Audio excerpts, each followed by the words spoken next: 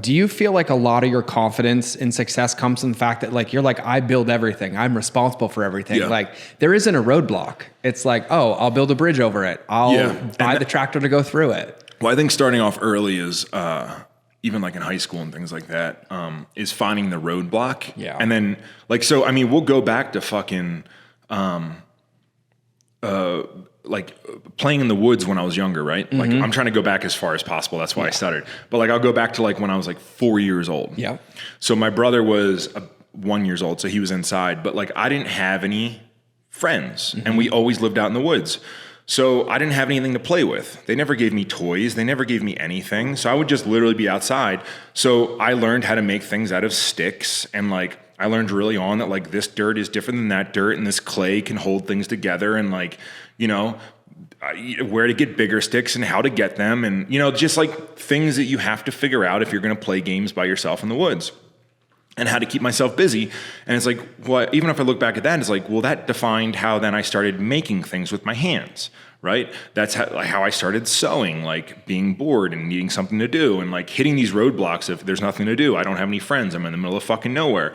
So I found out even coming up to Dana, which my wife literally was the best in the world at something, which I always need to remind myself that's not something that happens. Like there's not many of those people out there that you're like, essentially like I won the Olympics for bodybuilding, right? Yep. So like I always just forget because she's just a normal little person. But even that, like we head on hit roadblocks with her. You know, every single supplement company, there's actually one of them that we hit up and we brought her up twice. And then someone brought her up a third time. And I saw the email back and it was, if anyone ever brings this fucking girl's name up to me ever again, you're fired. We're not interested. She's not our look.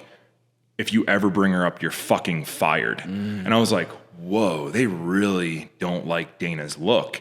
And everyone told us to change it. 2 years later, that same guy at dinner offered me $250,000 a year to sponsor her. And we said no. Yep. And like, I'm not exaggerating, $250,000. And he's like, because he said, well, how much would it cost to get Dana on the team? And I was like, $250,000 a year. And he's like, okay. I was like, fuck. No. Yeah. I was like, well, let me think about it. Like, and we went back and we were like, no, man, sorry. I didn't know how to I wasn't ready for him to say, okay, honestly. But like everything about her that makes her special was essentially the roadblock. You know, her hair, her shoulders, her lack of breasts, her abs were too big. Her legs were too thick. Like the way she trained wasn't right. The music she listened to, the way she acted, like nothing was right. Yep. 100% roadblock. So we just figured a way around it and it became the biggest strength. And that's every time I hit a roadblock, I'm like, oh, fuck yeah. Yeah. Like if I get around this becomes my new superpower. So let's figure out a way around this. And I just have a new superpower in my book bag. Yeah, that's what I love, like witnessing, and even in the short time, like we've known each other in IRL in real life, in real life. Like I think that it took me years to get there, right? Because they used to debilitate me, and they'd get down. And like when you hit one of those roadblocks, though, like do you sit back and assess, or do you like charge full in? Like, I mean, I've known you when you've hit a few of them. Yeah. Like, what's your process like? To go so that? This like last week was a great example. Yeah. Last week fucking got my dick kicked in, bro. Yeah. Like it was the first time in a long time where I was like, why am I doing all of it? Like maybe I should just stop. Because I have enough money. Yeah. I have enough income streams. Like everybody thinks I'm a fucking idiot. No. Because of my hair and everything. Yeah, I'm like, but I'm not. I've strategically put my money in places where I could have retired a long time ago. I mean, and lived comfortably. I don't need that much shit. Sell all these dumb fucking cars. But this week was the first week in a long time where I was like, what? Why am I doing all this? Yeah. And then like I got hit with a tax payment from another brand and I was like, what? And then Run Everything, we're rebranding, so there's no money coming in. So I did the math and I was like, oh, cool. So $35,000 a month just needs to go out and the brand has nothing in the bank account. Yep. And then, you know, Flagner Fail, we were into some issues where like we don't know where a lot of product is and like all these different things. There's people online trying to fucking take me out when they fully don't realize that I'm fucking invincible. And like just everything was like, why am I doing all of this? Yeah. And I felt like that for half an hour, maybe. And then it fucking clicked. And I was like, oh, it's because I'm a fucking killer. And like, the more that you fucking kill, the more shit comes at you, right? Like, of course I'm getting hit with all this stuff because that's what happens when you're doing big shit. So Austin and I think Tuesday decided we were launching Clear, Calculated, and Vicious. Yep. So like, normally what happens is if I get my dick kicked in and I'm feeling like sorry for myself, I come out the other side. And just fucking rip. Yeah. Like, we came out of Monday with so much like fire that like he gets here before the sign turns on, bro. I know. I watch his videos. He gets here before 5 a.m. and he does so much work by the time I get here at 5:30, and then we work for half an hour. We start at 6, and like by the time everybody gets here, we're like 3-4 hours into our day, and we're so fired up. We've like done the sauna for half an hour. We've done cardio. And like, then everybody leaves at 4 o'clock. And dude, we've been here till 8:30 every night. And I don't know, like fucking back me into a corner, man. Well, no, I noticed too. I love it. As a friend, I noticed, I'm like, okay, quiet. And I was like, oh, program's out. And I was like, boom. And then Rags, just so everybody knows, Rags is even prepping for the Olympia. So he's dieting. Yeah. And you know, the biggest thing that he's proud of and that I'm proud of him for is like, he's never once done any of the typical shit. Yeah. He's never once said like, I'm tired. He's never once been like, oh, I'm hungry or I have to train. You don't even know he's prepping.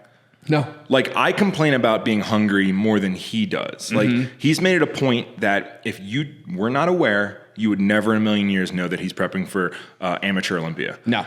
It's fucking wild because everyone likes to bitch, right? Everyone likes to be like, oh, cardio, so I'm so tired or whatever the fuck. And it's like, dude, he's putting out, there's more coming out of that dude right now, like internally, externally, than anyone I've ever seen. It's insane. And I mean, I even made a point to ask him because I was like, hey man, how you doing? He's like, great. He's like, God, my body's fighting back a little bit, but that's easy. And I was like, I know, bro, I know the hours you work. Yep. I know what you guys are doing, your workouts, your everything. It's insane. Yeah. Yesterday, he hit me up and we got there and I was like, how are you? He was like, I was like, I woke up at 1:25 yesterday, and he's like, and I couldn't, my body wouldn't let me go back to sleep because he's just too lean. Yeah.